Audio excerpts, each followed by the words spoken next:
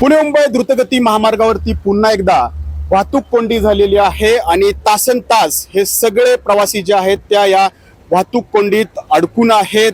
मुंबईहून पुण्याकडे जाणारी वाहतूक सकाळपासून या ठिकाणी ठप्पच आहे आणि त्यासाठी घेतण्यात आलेले हे ब्लॉक आणि या ब्लॉकमुळं पुण्याहून मुंबईकडे जाणारी सुद्धा वाहतूक कोंडी कशा पद्धतीने ठप्प झालेली आहे. 5 ते 6 किलोमीटरच्या रांगा लागलेल्या आहेत. काही प्रवासी आता आपल्या सोबत आहेत जे मुंबईकडे निघालेले आहेत. कधी निघालेला होता आणि किती वेळ झाला तुम्ही अडकले? ऑलमोस्ट 1 घंटा हो गया हम यहाँ खड़े हुए हैं. मुंबई जाना है, इतना ज़्यादा ट्रैफिक है. 1 घंटे से हम यहीं खड़े हुए, फैमिली साथ है, छोटा बेटा है, सब परेशान हो रहे हैं. कुछ फैसिलिटीज़ नहीं है, कुछ नहीं. इतना टोल लेते हैं तब भी उसके बावजूद भी कोई फैसिलिटीज़ गवर्नमेंट द्वारा प्रोवाइडेड नहीं है. आज ही मिसिंग लिंक यहाँ पे खुला हो रहा है. Correct. तो उसका कुछ आगे जाके फायदा होगा? लगता है होगा, बट लेकिन गवर्नमेंट को उस सब चीज़ों को अच्छे से मैनेज करना चाहिए. ये जब हाईवे बना था तब भी लगा था बहुत फ़ायदा होगा, बट आप देख रहे हैं क्या हाल है. हा हायवे झाला त्यावेळेलाही वाटलं होतं की अशी काही वाहतूक कोंडी होणार नाही. आता मिसिंग लिंक होतोय, परंतु अपेक्षा आहे असं परत मिसिंग लिंक झाल्यानंतर अशी वाहतूक कोंडी होईल असं वाटतं.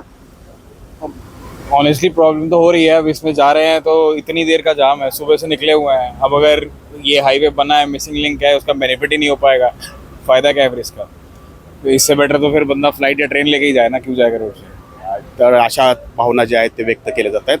आणखी काही प्रवासी आहेत. ही सगळी वाहतूक कोंडी फोडण्यासाठी आता मिसिंग लिंक आजपासूनच खुला होतोय. त्याच्या आधीच तुम्ही अडकले या सगळ्या वाहतूक कोंडीत. आम्ही कंटिन्यू प्रवास करत असतो नेहमी. साधारणतः 2-3 महिने झालं हा कंटिन्यू त्रास आहे.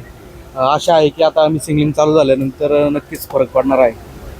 तर हा एक्सप्रेसवे जेव्हा सुरू झाला होता त्यावेळेलाही अशाच अपेक्षा होत्या की याच्यावरून सुसाट वेगाने प्रवास होईल, वाहतूक कोंडी होणार नाही, अपघात होणार नाही. परंतु आपण बघतो की रोजच वाहतूक कोंडी होते, रोजच अपघात या ठिकाणी होतात. आता याला पर्याय म्हणून मिसिंग लिंक या ठिकाणी आजपासून खुला होतोय. तत्पूर्वी ही सगळी वाहतूक कोंडी झालेली आहे.